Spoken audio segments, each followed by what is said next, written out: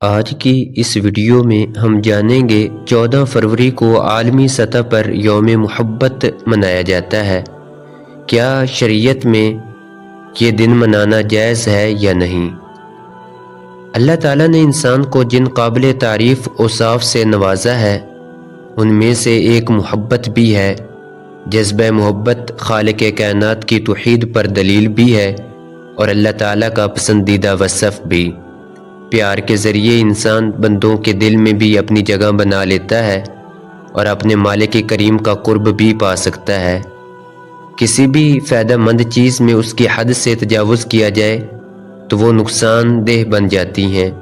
مثلاً کھانا پینا انسان کی بنیادی ضرورت ہے، اس کے بغیر زندگی باقی نہیں رہتی، لیکن اگر انسان کھانے پینے میں حدود و قیود کی پابندی نہ رکھے تو جان لیوا بیماریاں بھی لاحق ہو سکتی ہیں۔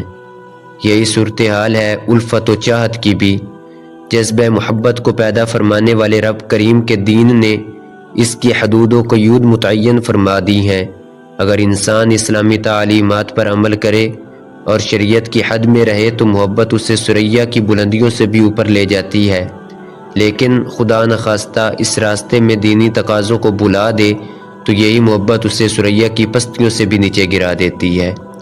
ہمارے دور میں محبت کا بہت چرچا ہے، مگر صد افسوس کہ اس حوالے سے اسلامی تعلیمات کو فراموش کر دیا گیا ہے۔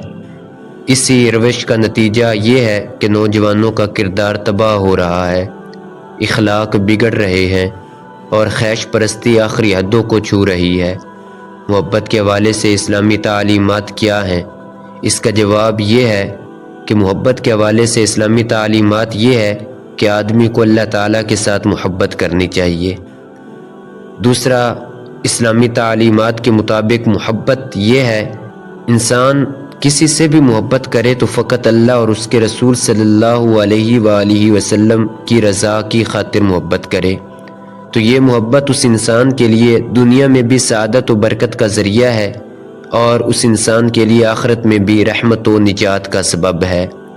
لیکن اگر معاذ اللہ پیار خواہش نفس کو پورا کرنے کے لیے ہو اور اس میں رب تعالیٰ کی نافرمانی کی جائے تو اس کا انجام اخلاق و کردار کی تباہی اور معاشرے میں ذلت و رسوائی ہے، جبکہ آخرت میں مالک کریم کی ناراضگی اور بندے کی تباہی اس کے علاوہ اور کچھ نہیں ہے۔ محبت کے حوالے سے گفتگو کریں تو پہلی بات یہ ہوگی کہ انسان کو سب سے زیادہ محبت کس سے ہونی چاہیے۔ اس بارے میں قرآن و سنت کی رہنمائی تو واضح ہے، اس کے ساتھ ساتھ اگر ہم اپنے ضمیر سے ہی پوچھیں کہ سب سے زیادہ محبت کس سے کرنی چاہیے تو ہمارا ضمیر بھی یہی کہے گا کہ سب سے بڑھ کر محبت اس رب کریم سے کرو کہ جس نے تمہیں پیدا فرمایا، اپنی پسندیدہ صورت عطا فرمائی، ایک کمزور ناتواں جسم کو طاقتور انسان بنایا، فہم و شعور سے نوازا اور ہر لمحہ مزید نواز رہا ہے، جس کے احسانات اس قدر ہیں کہ اگر تم انہیں شمار کرنا چاہو تو گنتی ختم ہو جائے گی، مگر اس کے انعامات کا حساب نہیں کر پاؤ گے۔ ضمیر بھی یہی کہتا ہے اور قرآن و سنت میں بھی اسی کی تربیت فرمائی گئی ہے کہ خالق کائنات جل جلالہ نے مسلمانوں کی خوبی بیان کرتے ہوئے فرمایا والذین آمنوا اشد حبا للہ، اور ایمان والے سب سے زیادہ اللہ سے محبت کرتے ہیں۔ یاد رہے کہ بندوں کے ساتھ محبت کا مطلب ہم سمجھتے ہیں یعنی دل کسی کی طرف مائل ہو، مگر خالق کے ساتھ محبت کا مفہوم یہ نہیں، اس کی شان بہت بلند ہے۔ بزرگوں نے لکھا رب تعالیٰ سے محبت ایسی حالت ہے جسے محسوس تو کیا جاتا ہے مگر الفاظ میں بیان نہیں کیا جا سکتا۔